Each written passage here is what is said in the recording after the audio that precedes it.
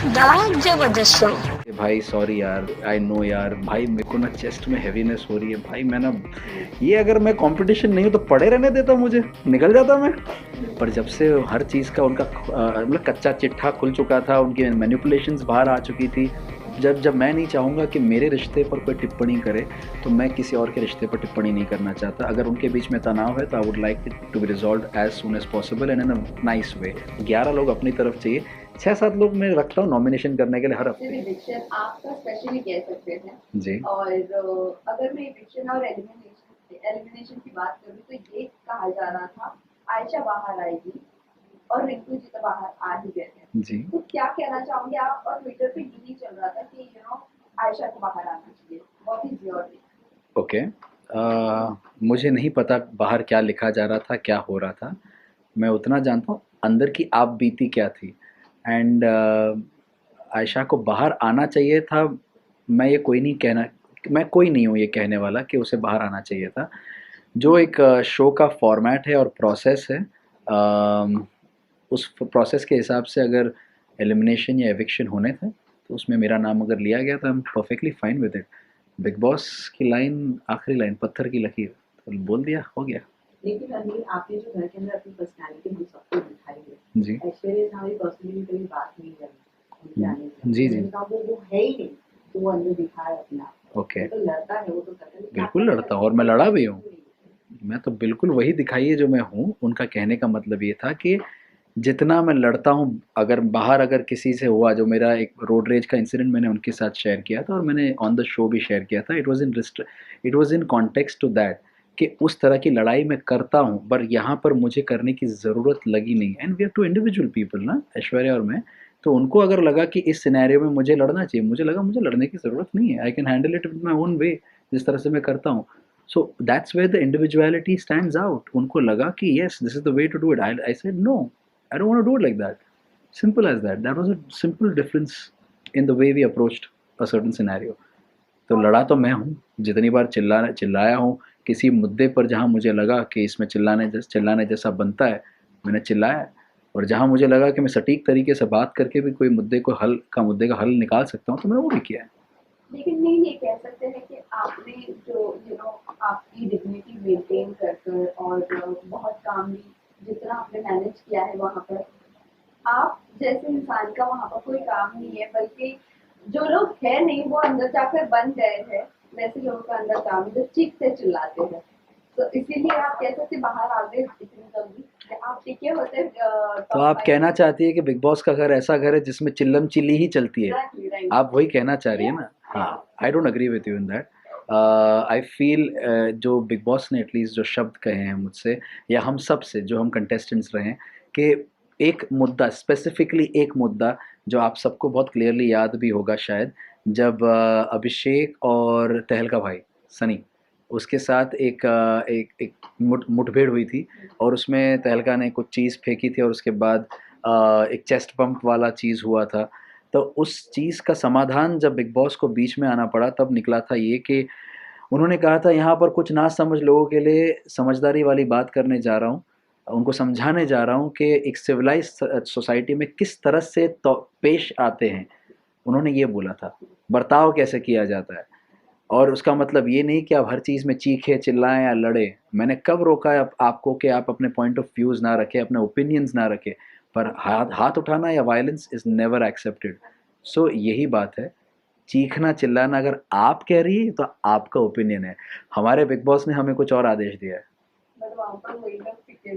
जैसे भी आप, वो आप जैसी जनता ने शायद उनको रखा है, जो मेरी जैसी जनता है वो अभी भी डिग्निफाइड तरीकों को एक्सेप्ट करती है। आप जैसे कंटेस्टेंट ही पसंद करते हैं। Thank you. Seriously, but other not ये भी जानना चाहेंगे, विकी ने आपको नॉमिनेट किया था जी पूरे सीजन के लिए, तो आप कह सकते हैं कि आज आप अगर बाहर हो तो उनकी वजह से वो बिल्कुल, पूरा का पूरा श्रेय उनको जाता है ये, आप लोग के विक्की भैया को।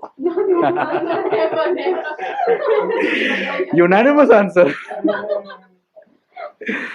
हाँ, उनको श्रेय जाता है। मेरे सर पर उन्होंने जो ये ताज पहनाया था सारे सीज़न नॉमिनेट होने का, बार-बार कहते रहे हैं कि मैं उनका कॉम्पिटिशन नहीं हूँ, लेकिन हर बार जब भी मौका मिला उन्होंने मुझ पर वार किया है, मेरे पीठ पर वार किया है, हर बार सॉरी बोली है।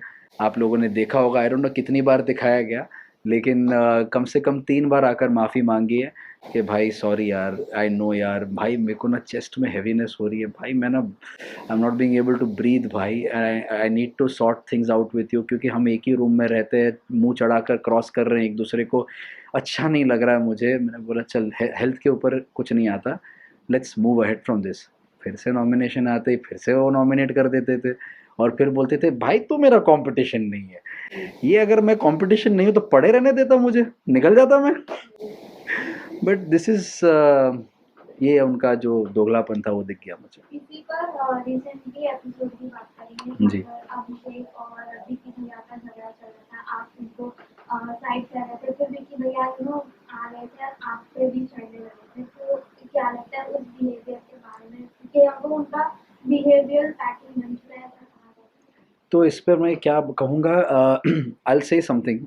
कन्फेशन रूम वाला जो नॉमिनेशन हुआ था, बैक टू क्लासिक वाला, उस वक्त जब हम गए थे तब मैंने एक पॉइंट ऑफ व्यू रखा था मेरा in front of big boss कि विक्की को नॉमिनेट करने का रीज़न ये है कि पहले जो विक्की थे वो सुलझे हुए थे, भले उनका तरीका मैनिपुलेटिव था पर एटलीस्ट अगर कोई लड़ाई करने आ रहा था तो he used to always try to make sure कि वो चीज़ डिफ्यूज़ हो जाए, शांत रहे, ना आउट ऑफ लाइन चीज़ें जाए, ना डिसरिस्पेक्टफुल जोन में जाए। And I appreciated that side of his nature कि किसी भी चीज़ को इतना आउट ऑफ प्रोपोर्शन ब्लो नहीं करना है। पर जब से हर चीज़ का उनका मतलब कच्चा चिट्ठा खुल चुका था, उनकी मैनिपुलेशंस बाहर आ चुकी थी, हर वो चीज़ बाहर आ चुकी थी, फिर उनके पास और कोई तरीका बाकी नहीं रहा था। वो एक हफ्ता पूरा लल पीरियड गया था उनका, उनको बहुत सारी चीज़ें सुनाई गई थी, पपेटियर होना, उनको वो टैग्स जो कमेंट्स का टैग दिया था, बाद में और एक चीज़ उनके साथ एक और टास्क था जिसमें उनको खड़ा कर दिया गया था, वेस्ट बिन वाला टास्क था, उसमें भी उसमें खड़ा कर दिया था।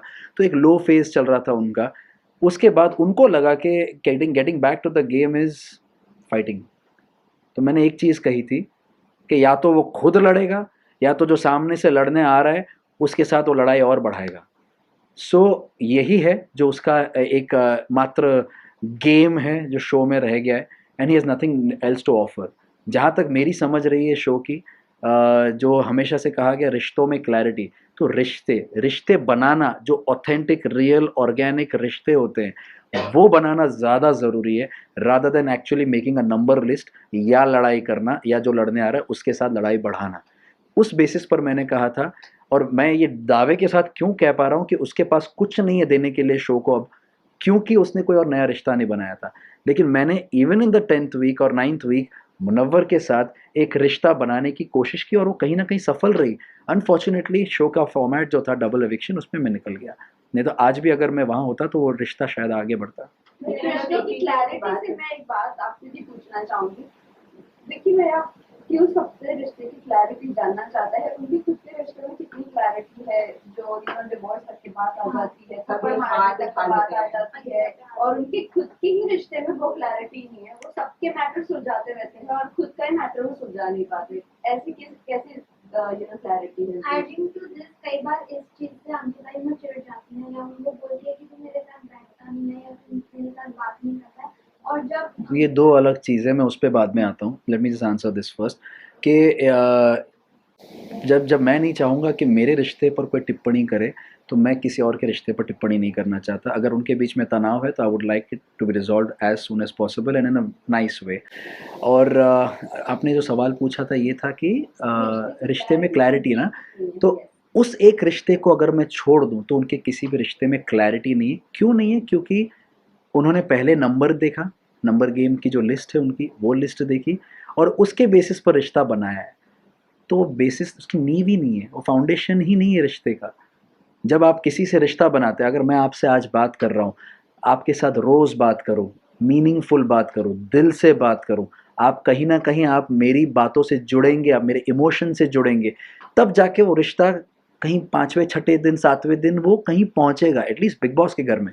क्योंकि कहीं वो डिस्ट्रैक्शन कोई होता ही नहीं है, फ़ोन नहीं होता, टीवी नहीं होता, बाहर की दुनिया से कट ऑफ हो, तो और कुछ नहीं है, बस बात कर सकते हो आप एक दूसरे के साथ, आप एक रिश्ता बना सकते हो, दोस्ती का, हमदर्दी का, समझने वाला रिश्ता, सपोर्ट वाला रिश्ता, आप वैसे वैसा एक ऑनेस्ट रिश्ता बना सकते हो। लेकिन भाई साहब वो नहीं कर रहे थे। भाई साहब ने नंबर देखा, अच्छा चलो कितने नंबर है, कितने लोग, 17 लोग हैं, मुझे एटलीस्ट 11 लोग अपनी तरफ चाहिए, 6-7 लोग मैं रखता हूँ नॉमिनेशन करने के लिए हर हफ्ते, I keep that, so that मैं नॉमिनेशन लिस्ट में ना आऊँ, दूसरे आते रहे, और जो मेरे 11 है उसमें से जब ये छटते जाएंगे तो 11 में से एक एक करके कम करता जाऊंगा मैं। तो दैट वाज हिज प्लान, तो that's why there was no clarity, और इसीलिए वो लिस्ट चेंज होती रही, लोगों को असलियत समझ में आती रही, उनको जब कॉल आउट किया मैंने, बिग बॉस ने, और अलग अलग टास्क में उनकी असलियत सामने आई, तब जाके लोग एक एक करके उस लिस्ट में से हटते रहे, क्योंकि कोई भी पेट प्रोजेक्ट नहीं बनना चाहता किसी